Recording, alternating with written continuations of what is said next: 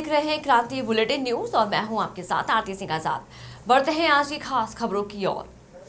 ऋषिकेश कोतवाली क्षेत्र अंतर्गत नंदू फार्म में दिन दहाड़े एक घर के अंदर चोरी हो गई है। चोर लाखों रुपए के सोने चांदी के जेवरात और नकदी चोरी कर फरार हुए हैं। पुलिस ने मामले में तहरीर मिलने के बाद अपनी जांच शुरू करते हुए चोरों की धरपकड़ के प्रयास शुरू कर दिए हैं। बता दें कि शहर के प्रतिष्ठित केडस राजेश हलवाई के दामाद मोहन अपनी पत्नी दुर्गा के साथ दोपहर घर पर ताला लगाकर बाहर गए थे।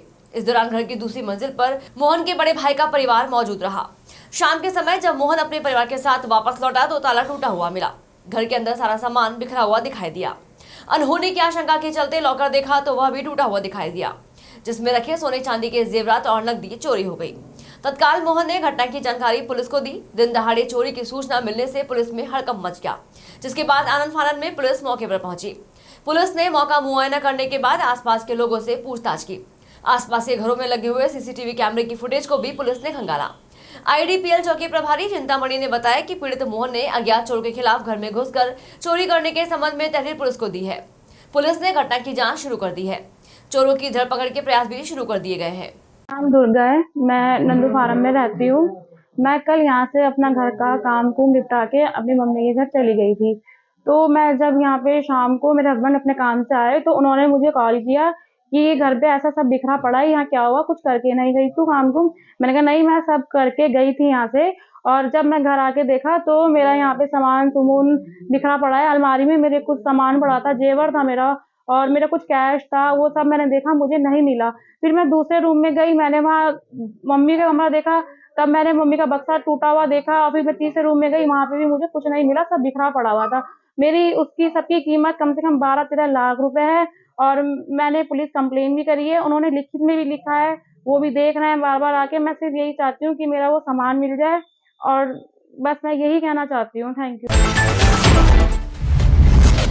कोरोना काल में सोशल मीडिया, फेसबुक व यूट्यूब ऐसे प्रमुख प्लेटफॉर्म रहे जिनसे देश की बड़ी आबादी जुड़ी हुई है। मौजूदा वक्त में हर वर्ग सोशल मीडिया का इस्तेमाल कर रहा है। सोशल मीडिया, फेसबुक पर अश्लील चित्र, वीडियो की भरमार हो गई है। मॉरिशस से आए divine Shri Ram international charitable trust के स्वामी डॉक्टर उमाकांत सरस्वती महाराज ने कहा कि सोशल मीडिया पर उक्त अश्लील सामग्री ग्राहकों पर जबरदस्ती थोपी जा रही है। अश्लीलता भी इस किस्म की होती है कि कई बार परिवार के साथ बैठे भी अपने आप को शर्मिंदा होना पड़ता है। सोशल मीडिया पर परोसी जाने वाली अश्लीलता से किशोरों के मन पर बहुत बुरा असर पड़ रहा है। भारत की आने वाली पीढ़ी खराब हो रही है। कोरोना काल में पढ़ाई की आड़ में यह सब कुछ आम हो गया है। समय की मांग यही है कि सोशल मीडिया से अश्लील सामग्री को पूर्णतः प्रतिबंधित किया जाए। इस गंदगी के खिलाफ समाज को भी उसे नकारने के लिए आगे आना होगा। भारतीय संस्कृति तो मौलिक संस्कृति है जीवन जीने के लिए, इस लोक के लिए भी और परलोक के लिए भी। जहां तक आपका प्रश्न है कि बच्चे मोबाइल में इन्वॉल्व हो रहे हैं, तो भारतीय संस्कृति को खतरा है। नहीं, संस्कृति को कभी खतरा होती नहीं, आदमियों को खतरा होती है। जो संस्कृति का पालन करते हैं उनका जीवन सफल होता है और नहीं करते हैं वो दुखी रहते हैं। तो यहाँ धर्म और संस्कृति पे कोई खतरा कभी नहीं आता है और न आ सकता है। अब ये बच्चों का उसमें लिप्त होना, इन्वॉल्व होना अच्छा नहीं है, क्योंकि मोबाइल पे या सोशल मीडिया पे अच्छी चीजें भी हैं, लेकिन अच्छी चीजों के लिए समय कम बच्चे निकाल पा रहे हैं और गेम खेलने के लिए या दुनिया भर की और भी चीजें हैं उसमें आदी होते जा रहे हैं। ये उचित नहीं है उनके स्वास्थ्य के लिए, समाज के लिए, परिवार के लिए, क्योंकि न मित्रों के लिए समय निकल पाता है, न पढ़ाई में उतना समय दे पाते हैं और न ही खेल कूद पाते हैं जिससे शारीरिक सबलता आ सके, स्वास्थ्य ठीक रह सके, और मानसिक रूप से जगड़ते जाते हैं। तो ये समाज के लिए खतरा है, संस्कृति के लिए नहीं। प्रदेश के सैनिक कल्याण मंत्री गणेश जोशी ने शुक्रवार को देहरादून के गुनियाल गांव पहुंचकर सैन्य धाम के निर्माण कार्यों का स्थलीय निरीक्षण किया। मौके पर पहुंचे मंत्री जोशी ने निर्माण कार्यों का मुआयना कर सैन्य धाम के निर्माण कार्यों की मौके पर मौजूद अधिकारियों से प्रगति की जानकारी प्राप्त की। सैन्य धाम के निर्माण कार्यों का जायजा लेते हुए सैनिक कल्याण मंत्री ने तेज गति से चल रहे निर्माण कार्य से संबंधित विभागीय अधिकारियों एवं कार्यदायी संस्था से संतुष्ट नजर आए। मंत्री जोशी ने कहा कि सैन्य धाम का निर्माण कार्य 40% से अधिक हो चुका है। उन्होंने अधिकारियों को निर्देशित करते हुए कहा कि निर्माण कार्य को तय समय सीमा के भीतर कार्य पूर्ण हो। साथ ही निर्माण कार्यों में इस्तेमाल हो रही सामग्री में भी गुणवत्ता का विशेष ध्यान रखने की भी अधिकारियों को निर्देशित किया। मंत्री गणेश जोशी ने कहा कि पूरे देश के विभिन्न स्मारकों का अध्ययन करने के बाद सैन्य धाम का निर्माण हो रहा है। सैनिक कल्याण मंत्री गणेश जोशी ने कहा कि विक्रांत का एक मॉडल सैन्य धाम में स्थापित किया जाएगा। उन्होंने कहा कि प्रधानमंत्री नरेंद्र मोदी की परिकल्पना के स्वरूप उत्तराखंड में सैन्य धाम निर्माण हो रहा है। मंत्री ने कहा कि यह मेरा ड्रीम प्रोजेक्ट भी है और मुख्यमंत्री पुष्कर सिंह धामी सैन्य धाम में विशेष रुचि है। वह भी लगातार निर्माण कार्यों की मॉनिटरिंग करते रहे हैं। लाल कुआं निवासी आरटीआई कार्यकर्ता को गोला नदी के वाहनों के हुए फर्जी इंश्योरेंस के मामले का खुलासा करना पड़ा महंगा। आरटीआई कार्यकर्ता को मामले से जुड़े वाहन स्वामियों द्वारा मिलने लगी धमकी। लाल कुआं निवासी आरटीआई कार्यकर्ता द्वारा किए गए फर्जी इंश्योरेंस के मामले के खुलासे के बाद 2 वाहन स्वामी जा चुके हैं जेल और कईयों की है बारी। आरटीआई कार्यकर्ता ने पुलिस को दी है तहरीर। लाल कुआं निवासी आरटीआई कार्यकर्ता सतीश कुमार ने अपनी जान माल की रक्षा को लेकर पुलिस में दी तहरीर। आरटीआई कार्यकर्ता की फोटो वाहन स्वामियों द्वारा की जा रही है अपने ग्रुपों में वायरल। मामले से घबराए वाहन स्वामी कर सकते हैं आरटीआई कार्यकर्ता के साथ कोई भी अनहोनी। आरटीआई कार्यकर्ता ने पुलिस से लगाई गुहार। 2022 को एक वरिष्ठ पुलिस अधीक्षक प्रताप के यहाँ मैंने एक तहरीर दी थी जिसमें कुछ आरटीआई से गोला नदी में एक परवेज खां पुत्र आजम खां वार्ड नंबर 3 जवाहर नगर लालगंज नैनीताल के खिलाफ एक तहरीर दी थी। आरटीआई में उससे मुझे मालूम चला कि इसने फर्जी इंश्योरेंस अपनी गाड़ी पर लगा रखे हैं और वन निगम में नवीनीकरण में भी फर्जी इंश्योरेंस लगाए गए थे और आरटीओ में भी इन्होंने फर्जी इंश्योरेंस लगाए थे। मैंने उसकी आरटीआई ली। आरटीआई लेने के बाद मैंने संबंधित सरकारी बीमा कंपनी जो यूनाइटेड है उससे भी मालूम करा तो ये फर्जी अंकित होना पाया गया। इसके खिलाफ मैंने सिर्फ एक ही आदमी के खिलाफ तहरीर दी थी और उसके बाद पुलिस ने विवेचना करी। विवेचना करने के बाद इसको अपराधी दोषी मानते हुए इसको जेल भेजा और उसके खिलाफ मैंने एक ही आदमी के खिलाफ तहरीर दी थी। इसके बाद इसने परवेज खान ने लोगों को भड़काना शुरू कर दिया और परवेज खान द्वारा कई लोगों के गोला नदी वालों के खिलाफ आरटीआई ली गई और क्या कहते हैं करीबन 350 लोगों के खिलाफ इनने आरटीआई ली और मेरे बारे में ये भड़का रहा है।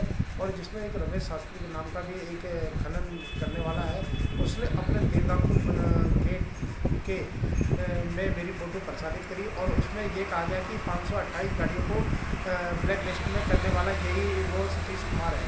ऐसा लगता है कि ये लोग माफिया लोग मेरे पीछे पड़े हुए हैं और जिस तरीके से मैंने खुलासा करा है जिससे राज्य सरकार केंद्र सरकार का मैंने फ़ायदा करने की सोची लेकिन ये माफिया हुआ अब नागवार गुजरा है और ये मेरे भाई के मेरे बच्चों को छोटे छोटे मेरे बच्चे हैं तो उन पर हमला करने के परवेज खां पूरी तैयारी कर रहा है और उसके कुछ साथी हैं जो उसका साथ दे रहे हैं। तो मैंने कल कोतवाल को तहरीर दी है इसी संबंध में तो उन्होंने रिसीव तो कर लिया। अभी तक उसमें कोई कार्रवाई नहीं हो पाई है और लगता है कि जल्दी वो पुलिस कार्रवाई करेगी। पुलिस ने सरकार दी कि डरने की कोई जरूरत नहीं है कि पुलिस तुम्हारे साथ है लेकिन ये एक बहुत बड़ा मामला है। अब इसके बारे में मैं खबर लक्सर से है। भारतीय किसान यूनियन क्रांति के प्रदेश अध्यक्ष डॉक्टर सुरेंद्र मनीनवाल ने कहा कि प्रदेश की धानी सरकार गूंगी बहरी और अंधी हो गई है। उसे न कुछ सुनाई देता है और न कुछ दिखाई देता है।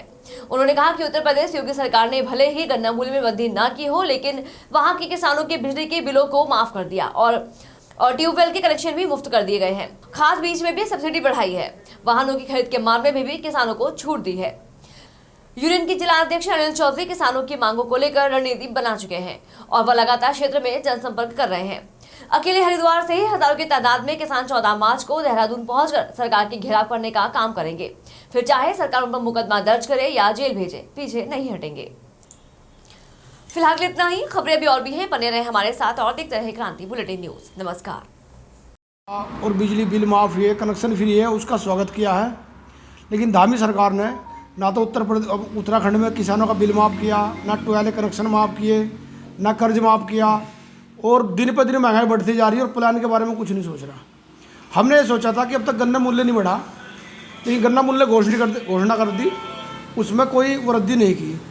अब हमें आदेश हुआ है, हमारा 13 तारीख को विधानसभा सत्र चल रहा है और हम 14 को पूरे दल बल के साथ में देहरादून पहुँचेंगे और हम सचिवालय घेराव करेंगे और जब तक हमारा संघर्ष जारी रहेगा, जब तक हमें वहाँ से कुछ नहीं मिलेगा, बिल्कुल हम अपने किसी भी कार्य से पीछे नहीं हटेंगे। किसानों की हमारी मांग है 5 सूत्री है, हम आपको देंगे सर। इन मांगों पर हम अडित रहेंगे, चाहे हमारे ऊपर मुकदमे लग जाए, हमें जेल में डाल दे, चाहे सरकार कुछ भी कर ले, हम देहरादून से बिना कुछ लिए वापस नहीं आएंगे। की अनदेखी हुई है उत्तराखंड सरकार में, जो वर्तमान सरकार है। अभी ताज़ा उदाहरण है उत्तर प्रदेश की जो योगी सरकार है, उन्होंने किसानों का इतना ध्यान रखा है, उन्होंने किसानों का बिजली का कर्ज माफ़ किया है और फ्री किसानों को बिजली देने का वादा किया है और वो उसका जियो आ चुका है और वो लागू हो चुका है। दूसरी स्थिति है कि जो इलेक्ट्रॉनिक वाहन है, चाहे दोपहिया हो चाहे चौपहिया, उसकी भी उनकी मीटिंग चल रही है। मैं समझता हूँ उस पर भी उन्हें बिल्कुल उसका जो टैक्स था उसको ख़त्म करने जा रहे हैं और मैं मानता हूँ कि मैं उसको काम को करेंगे। तो मैं पूछना चाहता हूँ धामी सरकार को, क्या ऐसा उत्तराखंड के किसानों के साथ अन्याय है या नहीं है? और इसी कड़ी में हमने यानी कि भारतीय किसान यूनियन क्रांति राजनीतिक ने